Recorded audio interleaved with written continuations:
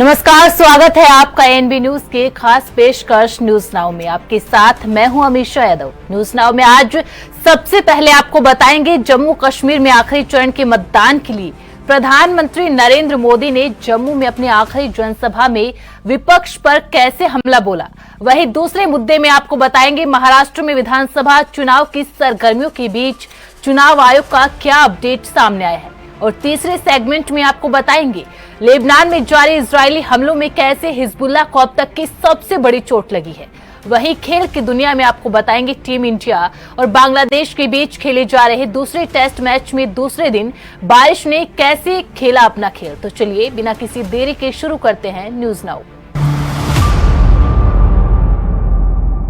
जम्मू कश्मीर में 1 अक्टूबर को तीसरे और अंतिम चरण के लिए 7 जिलों की 40 सीटों पर मतदान होने वाला है। इस बीच प्रधानमंत्री नरेंद्र मोदी ने शनिवार को जम्मू में विशाल रैली को संबोधित करते हुए कांग्रेस, नेशनल कॉन्फ्रेंस और पीडीपी पर जमकर निशाना साधा। प्रधानमंत्री ने कहा जम्मू कश्मीर के विधानसभा चुनाव के लिए उनकी आखिरी जनसभा है। उन्होंने दावा किया कि जम्मू कश्मीर में पहली बार बीजेपी की पूर्ण बहुमत की सरकार बनने वाली है।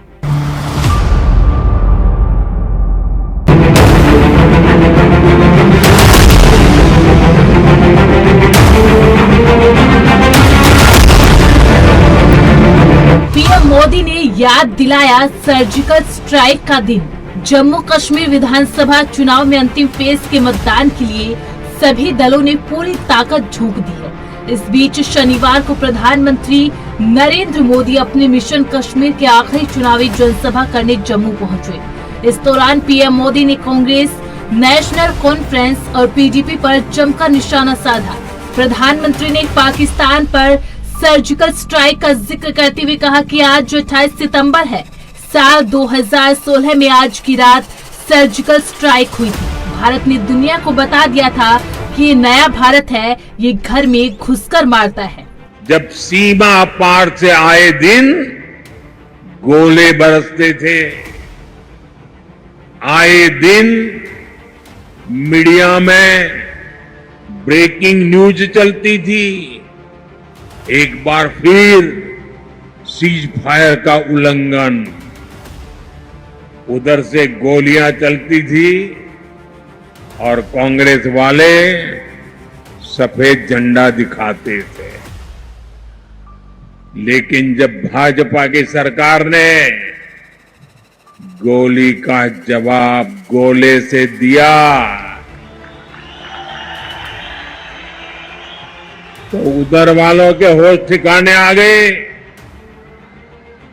साथियों, आपको याद होगा आज 28 सितंबर है, साल 2016 में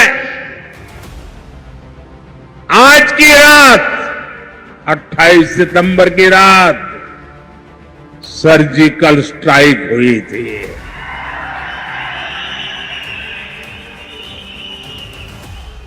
भारत ने दुनिया को बता दिया था ये नया भारत है, ये घर में घुसकर मारता है।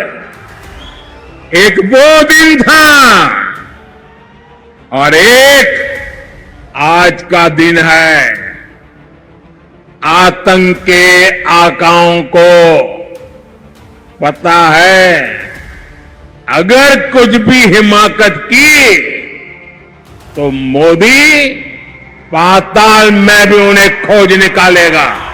यहाँ के लोग 3 खानदानों से त्रस्त हैं। प्रधानमंत्री मोदी ने एक बार फिर 3 खानदानों पर निशाना साधा। उन्होंने कहा जम्मू कश्मीर के लोग कांग्रेस, पीडीपी, नेशनल कॉन्फ्रेंस के 3 खानदानों से त्रस्त है। लोग फिर वही निजाम नहीं चाहते जिसमें भ्रष्टाचार हो, नौकरियों में भेदभाव हो। पीएम ने कहा जम्मू कश्मीर के लोग आतंकवाद और खून खराबा नहीं चाहते। यहाँ के लोग शांति चाहते हैं और अपने बच्चों का बेहतर भविष्य चाहते हैं। जहाँ भी गया वहाँ भाजपा को लेकर अभूतपूर्व उत्साह दिख रहा है।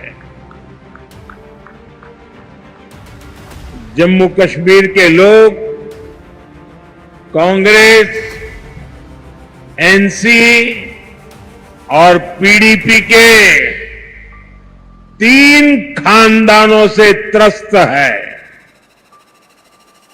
लोग फिर वही निजाम नहीं चाहते जिसमें भ्रष्टाचार हो, नौकरियों में भेदभाव हो।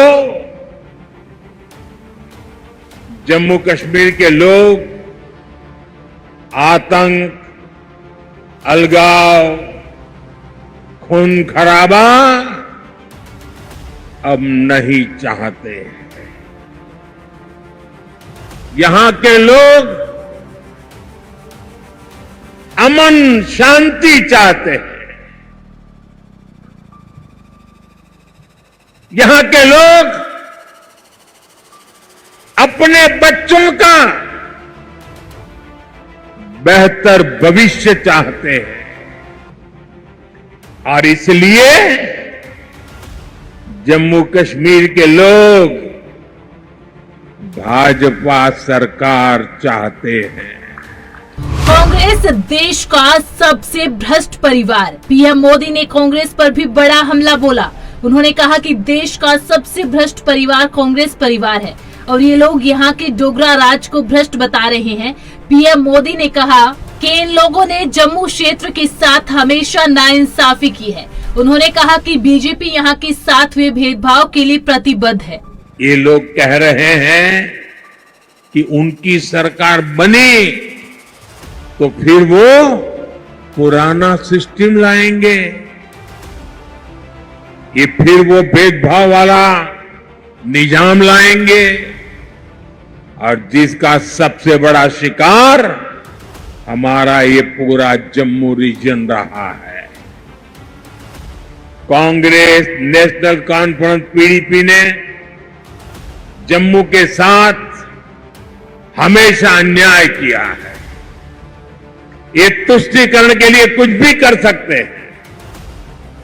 आप इनके भाषणों को सुनिए, कैसे डोगरा विरासत पर ये हमला करते हैं। महाराजा हरि सिंह को बदनाम करने के लिए ये कैसे कैसे लांछन लगाते हैं। देश का सबसे भ्रष्ट परिवार कांग्रेस का परिवार डोगरा राज को भ्रष्ट बता रहा है। मैं जरा आपसे पूछना चाहता हूं, जम्मू क्षेत्र के लोग मुझे बताइए, क्या ये आरोप आपको स्वीकार्य है? स्वीकार्य है? साथियों, भाजपा जम्मू के साथ हुए ऐतिहासिक भेदभाव को दूर करने के लिए प्रतिबद्ध है। पीएम मोदी ने दिया नया नारा। पीएम मोदी ने जम्मू कश्मीर में एक नया नारा भी दिया। जम्मू हो, सांबा हो, कठुआ हो, चारों तरफ एक ही नारा गूंज रहा है। जम्मू की यही पुकार, आ रही है बीजेपी सरकार। उन्होंने कहा कि 8 अक्टूबर को मां के नवरात्र के दिन नतीजे आएंगे और हम सब तो माता वैष्णो देवी के साए में पले हैं और 12 अक्टूबर को विजयादशमी है। इस बार की विजयादशमी हम सभी के लिए शुभ शुरुआत वाली होगी। जम्मू हो, सांबा हो, कठुआ हो, चारों तरफ एक ही नारा गूंज रहा है। जम्मू की यही पुकार, आ रही है भाजपा सरकार। जम्मू की यही पुकार, जम्मू की यही पुकार, जम्मू की यही पुकार। उमर का पीएम पर पलटवार। वहीं दूसरी ओर नेशनल कॉन्फ्रेंस के उपाध्यक्ष उमर अब्दुल्ला ने प्रधानमंत्री के बयान पर पलटवार किया। उन्होंने कहा कि वो बस 3 खानदान का ही जिक्र करते रहते हैं। इसको छोड़ दीजिए, लेकिन वो यहाँ सरकार कैसे बना पाएंगे। उमर ने कहा कि बीजेपी यहाँ मेजोरिटी सीटों पर तो चुनाव ही नहीं लड़ रही। समझ नहीं आता। अब चलिए, जो है सो है। मोदी जी ने बयान दिया आज हाँ, 3 खानदान, बिल्कुल उन्होंने कहा बात तो छोड़ दीजिए ना। अपनी मेजॉरिटी पे हुकूमत यहाँ पर बनाएगी बीजेपी। यहाँ पे जी जी ना मेजोरिटी पे तो वो सीटें नहीं लड़ रहे ना। वो मेजोरिटी की सीटें लड़ नहीं रहे। कश्मीर में उन्होंने ज्यादातर सीटें छोड़ दी हैं। जम्मू में भी तमाम सीटों पे वो जीतेंगे नहीं, तो अपनी हुकूमत बनाएंगे कैसे। हाँ, अगर उनका इशारा इस तरफ है कि यहाँ उन्होंने बी टीम, सी टीम, डी टीम, ई टीम को खड़ा करके यहाँ लोगों को दोबारा धोखा देने का सोचा है, लोग अब होशियार हो गए हैं ना। जो पहले 2 फेज के रिजल्ट रहे हैं, जो हमारी जानकारी है, नेशनल कॉन्फ्रेंस और कांग्रेस की ही हुकूमत बनेगी 8 अक्टूबर के बाद इंशाल्लाह। ये भी कहा है कि लोग अब इन तीनों पार्टियों को रिजेक्ट करना चाहते हैं और बीजेपी को जिताना चाहते हैं। बिल्कुल ठीक है ना। तब वजीर आजम साहब और कह क्या सकते हैं ना। अब वो ये तो नहीं कह सकते ना कि बीजेपी नहीं जीतेगी, उनको कहना है। लेकिन मैं सिर्फ इतना ही कहूंगा, 8 अक्टूबर का इंतजार करिए। बीजेपी का स्टेट प्रेसिडेंट खुद अपनी सीट नहीं बचा पाएगा, हुकूमत बनानी तो दूर की बात। 29 अक्टूबर को प्रचार का आखिरी दिन। दरअसल प्रधानमंत्री मोदी का जम्मू कश्मीर का यह तीसरा दौरा और एक पखवाड़े में चौथी चुनावी रैली थी। इससे पहले उन्होंने पहले फेज के चुनाव से 4 दिन पहले 14 सितंबर को डोडा जिले में एक चुनावी रैली को संबोधित किया। इसके बाद दूसरे फेज के चुनाव से पहले 19 सितंबर को श्रीनगर और कटरा में 2 रैलियां की। बता दें, जम्मू कश्मीर में विधानसभा चुनाव 3 चरणों में पूरे होंगे, जिसमें से 2 चरण पूरे भी हो चुके हैं। आखिरी चरण की वोटिंग 1 अक्टूबर को होनी है और रविवार को तीसरे फेज के लिए प्रचार का आखिरी दिन है। जम्मू कश्मीर में 10 साल बाद हो रहे विधानसभा चुनाव के नतीजे हरियाणा के साथ ही 8 अक्टूबर को आएंगे, जिसके बाद यह तय हो जाएगा कि घाटी में बीजेपी का कमल खिल पाएगा या नहीं। महाराष्ट्र में जल्द ही विधानसभा चुनाव होने वाले हैं। चुनाव आयोग का कहना है कि 26 नवंबर से पहले विधानसभा चुनाव करा लिए जाएंगे। मुख्य चुनाव आयुक्त राजीव कुमार इसका ऐलान किया है। मुख्य चुनाव आयुक्त राजीव कुमार महाराष्ट्र में होने वाले आगामी विधानसभा चुनाव की तैयारियों के लिए महाराष्ट्र पहुंचे।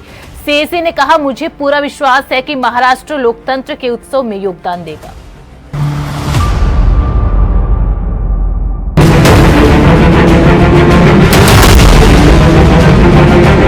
महाराष्ट्र में होने वाले विधानसभा चुनाव काफी इंतजार के बाद महाराष्ट्र में विधानसभा चुनाव को लेकर बड़ा अपडेट सामने आ गया है। निर्वाचन आयोग की टीम महाराष्ट्र में विधानसभा चुनाव की तैयारियों की समीक्षा करने के लिए मुंबई पहुंची है। मुख्य चुनाव आयुक्त राजीव कुमार ने चुनाव आयुक्त ज्ञानेश कुमार और एसएस संधू के साथ चुनाव की तैयारियों को लेकर निर्वाचन अधिकारियों, पुलिस अधीक्षकों, निगम कमिश्नर, डिवीजनल कमिश्नर और राज्य सरकार के अन्य सीनियर अफसरों के साथ बैठक की। सीईसी राजीव कुमार ने कहा, हम यहाँ अपने आगामी चुनावों पर चर्चा करने आए हैं। उन्होंने मराठी में कहा, आमची महाराष्ट्र आमची मदन। सीईसी ने कहा, मेरा मानना है कि अन्य त्योहारों की तरह हर कोई मतदान के उत्सव में योगदान देगा। हम अपनी आगामी चुनाव जो यहाँ होने वाले हैं उसके बारे में आपसे बताने के लिए आए हैं कि किस तरीके की तैयारी है। तो जैसे आपने अभी मराठी के लिए कहा, तो फिर से मैं कहूँगा, आमची महाराष्ट्र आमचे मतदान सिर्फ शब्द ही नहीं बल्कि अपनी भावना में निहित है। और मुझे पूरी तरह से विश्वास है कि अन्य उत्सवों की तरह जो कि जिसके लिए महाराष्ट्र जाना जाता है, लोक साहित्य उत्सव में भी सभी लोग अपना योगदान देंगे, मतदान करेंगे। सभी युवा, सभी महिलाएं, सभी वर्ग, सभी जगहों के लोग। आपले मत आपला हक। So now let's give you a brief of what happened, why we came, where we met और लास्ट 2 दिन में हमने क्या किया। सर्वप्रथम हमने सभी राजनीतिक दलों से मुलाकात की, जिसमें सभी नेशनल पार्टीज थी, रीजनल पार्टीज थी। सभी स्टेक होल्डर्स से मुलाकात की, जिसमें सारी एनफोर्समेंट एजेंसीज, जिनके बारे में मैं विस्तृत रूप से आपको बताऊंगा। All the district magistrates, commissioners of police, chief secretary, DGP, all the senior officials who are responsible for creating facilities at the polling stations and also making arrangements. We met all. We directed everyone about what is expected of them. So let me first start with the political parties. We met BSP, AAP, CPIM, Indian National Congress, NPP, MNS, NCP, NCP SP, Shiv Sena UBT, total 11 parties. मुख्य चुनाव आयुक्त राजीव कुमार ने आगे कहा, महाराष्ट्र में 1,186 मतदान केंद्र हैं, जो एक बड़ा राज्य है। इनमें से 42,585 शहरी बूथ और 57,600 ग्रामीण बूथ हैं। सीईसी ने कहा, आपको पता है महाराष्ट्र में शहरी बूथ और ग्रामीण बूथ की संख्या लगभग बराबर है, जिसमें शहरी बूथ काफी ज्यादा है। कई राज्यों में ग्रामीण बूथ अधिक प्रचलित है, लेकिन शहरीकरण के कारण महाराष्ट्र में अधिक शहरी बूथ है। Now I give you the overview of polling stations in the state of Maharashtra. तो 8,186 पोलिंग स्टेशन हैं पूरे महाराष्ट्र में. It's a big state, and of which 42,585 are urban booths and 57,600 are rural booths. This also is peculiar to Maharashtra, that number of urban booths and rural booths are almost urban booths are also quite high. Otherwise, rural area booths are more in many states, but because of the urbanization, Maharashtra has 42,558 urban booths. और इससे हमें बहुत challenges भी हैं हमारे सामने, जिसका मैं जिक्र आगे करूंगा आपसे. हम वेबकास्टिंग करेंगे मिनिमम 50% बूथ्स पर, लेकिन इसी मीटिंग में हमने डायरेक्शंस दी हैं कि अर्बन एरिया में, ताकि हम लाइंस का मैनेजमेंट बेटर कर सकें, और कोई भी अगर उस जगह में कमी है उसको लाइव कंट्रोल रूम से देख सकें. इसके लिए शहरी एरियाओं में हम कोशिश करेंगे कि हम लगभग 100% बूथ्स पर CCTV कवरेज करें, और रूरल एरिया में भी 50% से ज़्यादा बढ़ा के करें, जो कि इंटीरियर मोस्ट एरियाज हैं, ताकि वहाँ के बारे में भी जानकारी मिल सके. कुछ बूथ्स को हमारे पर्सन्स विद डिसेबिलिटी मैनेज करेंगे. This also is a tool which we want to use for empowerment of women and for empowerment of persons with disability and also the youth. तो 350 बूथ ऐसे होंगे जो सिर्फ youth manage करेंगे. Youth means जो लोग अभी तुरंत अपॉइंट हुए हैं गवर्नमेंट में, गवर्नमेंट सर्वेंट्स हैं, उनको अपॉइंट वो लगाएंगे. 299 बूथ PWD मैनेज्ड होंगे और 388 बूथ्स ओनली वीमेन. बता दें, मुख्य निर्वाचन आयुक्त और चुनाव आयुक्त ज्ञानेश कुमार और SS संधू महाराष्ट्र के 2 दिवसीय दौरे पर थे.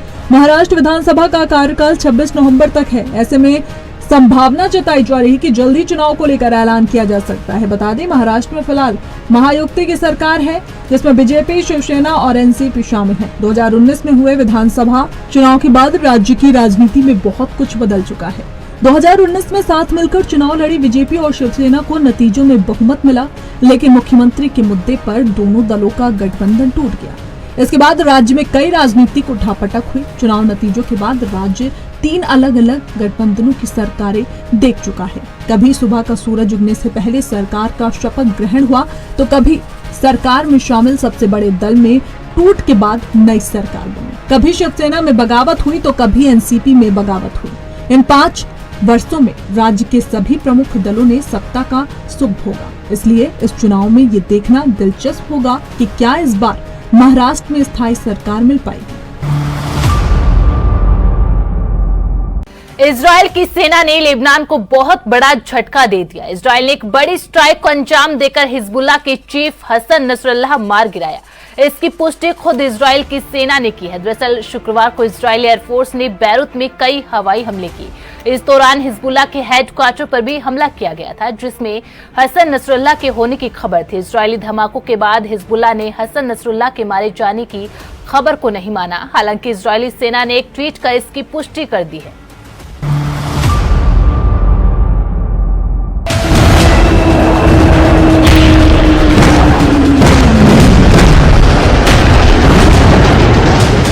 इजराइल का हिजबुल्लाह पर सबसे बड़ा हमला. इजराइल और हिजबुल्लाह के बीच जारी संग्राम में इजराइल बुरी तरह हिजबुल्लाह पर टूट पड़ा है. इजरायली PM बेंजामिन नेतन्याहू ने US में कसम खाई कि वे हिजबुल्लाह संगठन को खत्म करके ही दम लेंगे. इसी बीच हिजबुल्लाह के ठिकानों पर इजराइल के हमले में हिजबुल्लाह चीफ हसन नसरुल्लाह के भी मारे जाने का दावा इजरायली सेना ने किया है. हसन नसरुल्लाह पर हमला और इसकी मौत क्षेत्र में बीते 11 महीने से जारी युद्ध में बड़े गेम चेंजर की तरह है. ये ना सिर्फ हिजबुल्लाह बल्कि ईरान और हमास के लिए भी झटका है। हिजबुल्लाह चीफ की मौत पर IDF की प्रतिक्रिया। इजरायली हमले में हिजबुल्लाह का चीफ हसन नसरल्लाह मारा गया। इजराइल डिफेंस फोर्स ने शनिवार को यह दावा किया कि रिपोर्ट के मुताबिक IDF ने 27 सितंबर को लेबनान की राजधानी बैरूत में हिजबुल्लाह के हेडक्वार्टर पर 80 टन बंकर बस्टर बम से हवाई हमला किया था। तब नसरल्लाह भी वहीं पर मौजूद था।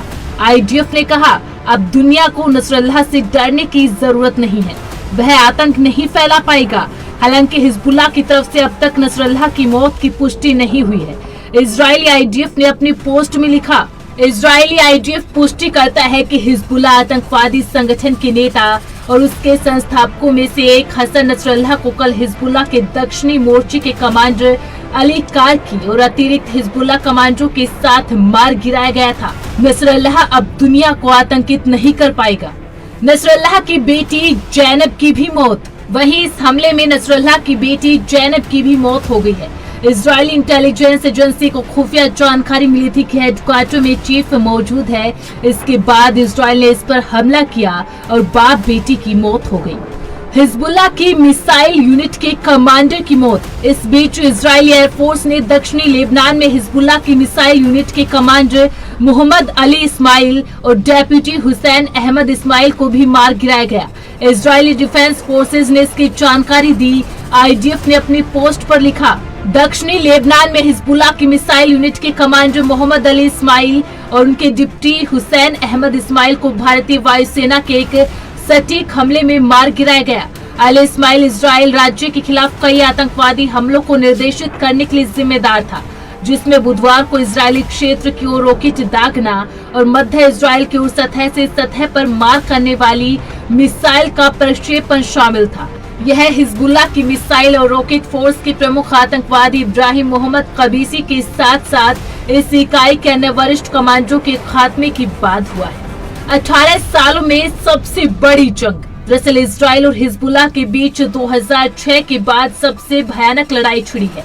2006 में लेबनान पर हुए इजरायली हमले में 1000 से ज्यादा लोगों की मौत हुई थी।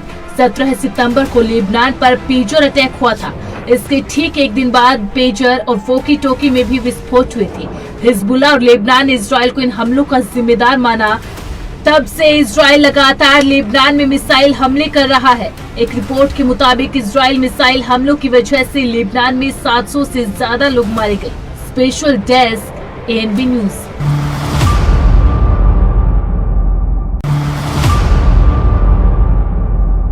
टीम इंडिया और बांग्लादेश के बीच 2 मैचों की टेस्ट सीरीज का दूसरा मैच कानपुर के ग्रीन पार्क स्टेडियम में खेला जा रहा है। मुकाबले के पहले दिन बारिश के चलते 35 ओवर का ही खेल हो सका था। वहीं दूसरे दिन सुबह से ही बारिश देखने को मिली, जिसके चलते एक भी गेंद नहीं फेंकी जा सकी। इससे पहले 2015 में भारत और साउथ अफ्रीका के बीच खेली गई टेस्ट के दौरान ऐसा हुआ था। देखिए हमारी एक खास रिपोर्ट। भारत बांग्लादेश का दूसरे दिन का खेल बारिश के कारण रद्द। भारत बांग्लादेश दूसरे टेस्ट मैच के दूसरे दिन का खेल बारिश के कारण रद्द कर दिया गया है। कानपुर में शनिवार सुबह से रुक रुक कर बारिश होती रही। ऐसे में अंपायर्स ने ग्राउंड स्टाफ से बात करके दिन का खेल रद्द करने का फैसला किया। रविवार 29 सितंबर को भी यहाँ 59% बारिश के आसार हैं।